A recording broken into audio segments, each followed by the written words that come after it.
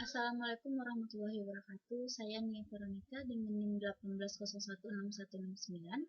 Di sini akan menjelaskan mengenai administrasi kepemimpinan.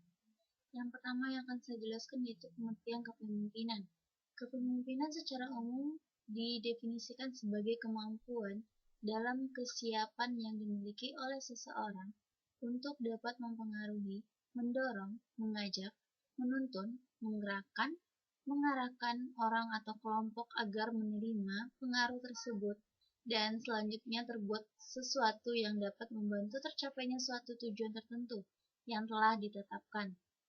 Jadi, kepemimpinan pendidikan adalah kemampuan untuk menggerakkan pelaksanaan pendidikan sehingga tujuan pendidikan yang telah ditetapkan dapat tercapai secara efektif dan efisien.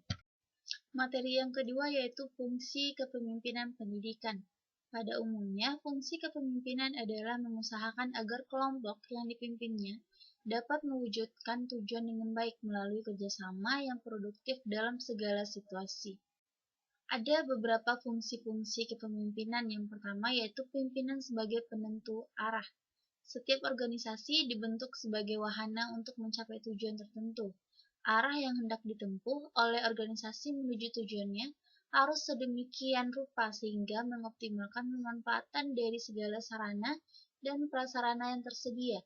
Perumus dan penentu strategi dan taktik tersebut adalah pimpinan dalam organisasi tersebut. Dan yang kedua yaitu pimpinan sebagai wakil dan juru bicara organisasi.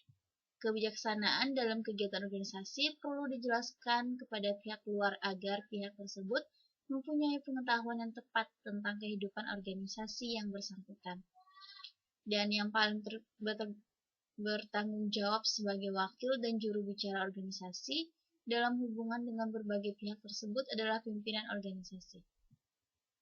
Pimpinan perlu mengetahui keputusan lain yang telah dibuat oleh pimpinan yang lebih rendah, serta pengetahuan tentang berbagai kegiatan yang berlangsung dalam organisasi sebagai pelaksanaan dari berbagai keputusan yang telah diambil.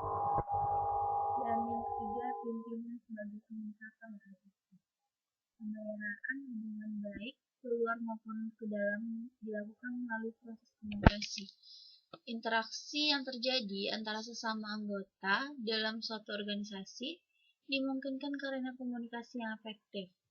Komunikasi sangat diperlukan pimpinan dalam menyampaikan suatu keputusan dalam rangka pengendalian dan pengawasan, pengerahan bawahan, dan menyampaikan informasi kepada pihak lain. Dan yang keempat yaitu pimpinan sebagai mediator. Dalam kehidupan organisasional, selalu ada saja situasi konflik yang harus diatasi, baik dalam hubungan keluar maupun hubungan ke dalam organisasi. Fungsi pimpinan sebagai mediator dalam hal ini difokuskan pada penyelesaian situasi konflik yang mungkin timbul dalam organisasi. Timbulnya situasi konflik dalam organisasi merupakan tantangan yang harus dihadapi pimpinan untuk mengatasi secara rasional, objektif, efektif, dan tuntas. Dituntut kemampuannya berperan sebagai seorang mediator yang handal. Dan yang kelima yang terakhir yaitu pimpinan sebagai integrator. Adanya pembagian tugas sistem alokasi daya, dana, dan tenaga, serta diperlukannya spesialisasi pengetahuan dan keterampilan dapat menimbulkan sikap, perilaku, dan tindakan yang bertolak belakang. Oleh karena itu, diperlukan integrator terutama pada hierarki puncak, yaitu pimpinan. Hanya pimpinanlah yang berada di atas semua orang dan semua satuan kerja yang memungkinkannya menjalankan peranan integratif yang didasarkan pada pendekatan yang holistik. Materi yang ketiga yaitu prinsip kepemimpinan pendidikan. Ada beberapa prinsip kepemimpinan. Yang pertama yaitu prinsip pelayanan, bahwa kepemimpinan sekolah harus menerapkan unsur-unsur pelayanan dalam kegiatan operasional sekolahnya. Dan yang kedua yaitu prinsip persuasi. Pemimpin dalam menjalankan tugasnya harus memperhatikan situasi dan kondisi setempat demi keberhasilan kepemimpinannya yang sedang dan yang akan dilaksanakan ke depannya. Yang ketiga yaitu prinsip bimbingan. Pemimpin pendidikan hendaknya membimbing peserta didik ke arah tujuan yang ingin dicapai sesuai dengan perkembangan peserta didik yang ada di lembaganya. Yang keempat yaitu prinsip efisiensi, mengarah pada cara hidup yang ekonomis dengan pengeluaran sedikit untuk memperoleh keuntungan yang sebesar-besarnya. Dan yang kelima yaitu prinsip berkesinambungan, artinya mungkin kehidupan ini diterapkan sederhananya pada satu waktu saja, tapi belum secara terus-menerus. Dan materi yang selanjutnya yaitu gaya kepemimpinan kepala sekolah. Ada beberapa, yang pertama yaitu gaya kepemimpinan autokratis. Gaya kepemimpinan autokratis merupakan gaya yang terpusat pada diri pemimpin atau direktur, yaitu sosok pemimpin yang hanya melakukan sendiri keputusan dan perannya sebagai pemimpin tanpa peran para anak buah dalam melaksanakan semua. Yang kedua yaitu gaya kepemimpinan demokratis. Gaya kepemimpinan demokratis adalah suatu kemampuan dalam mempengaruhi orang lain agar dapat bersedia untuk bekerja sama dalam mencapai tujuan yang sudah ditetapkan dengan berbagai cara atau kegiatan yang dapat dilakukan di mana ditentukan bersama antara bawahan dan pimpinan. Yang kedua yaitu gaya kepemimpinan delegatif. Gaya kepemimpinan delegatif memiliki fungsi yaitu pimpinan akan menang dalam memberikan arahan, membuat keputusan diserahkan kepada bawahannya, dan anggota organisasi tersebut diharapkan bisa menyelesaikan kendala pengetahuannya sendiri saja. Yang keempat yaitu gaya kepemimpinan birokratis.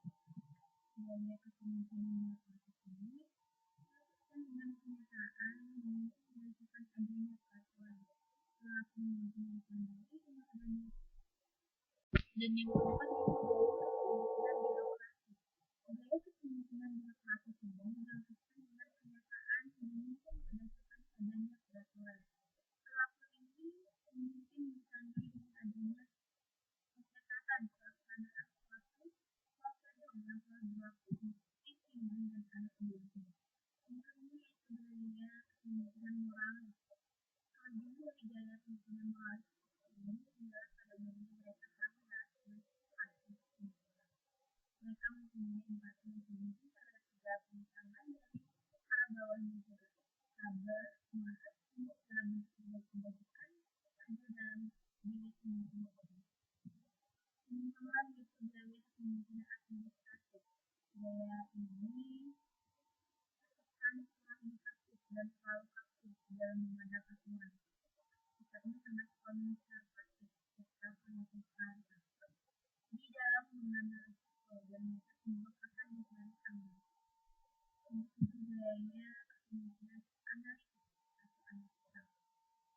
Gaya kepemimpinan ini biasanya merupakan keputusan didasarkan pada suatu analisis, terutama analisis logika dari informasi yang didapatkan. Yang kedelapan yaitu gaya kepemimpinan asertif.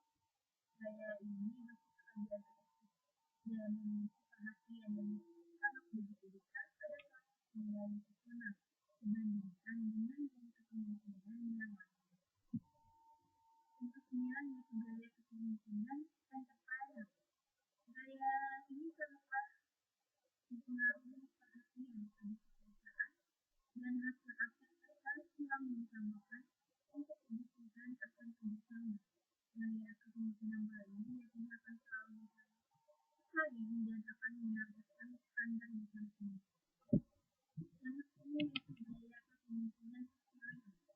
Kepemimpinan visioner merupakan pola kepemimpinan yang ditujukan untuk bisa memberi arti pada tujuan berusaha yang perlu dijalankan secara bersama-sama oleh para anggota perusahaan dengan cara memberikan arahan dan memakna pada pekerja usaha yang dilakukan berdasarkan visi yang berbeda.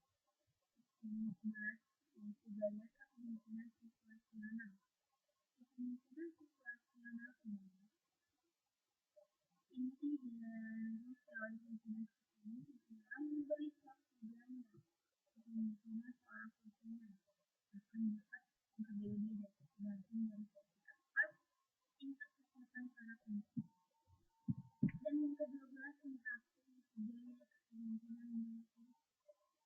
Gaya pemimpin seperti ini merupakan bentuk pemimpin yang otoriter yang merupakan sosok pemimpin yang sebagai aktor terhadap para anggota kelompok.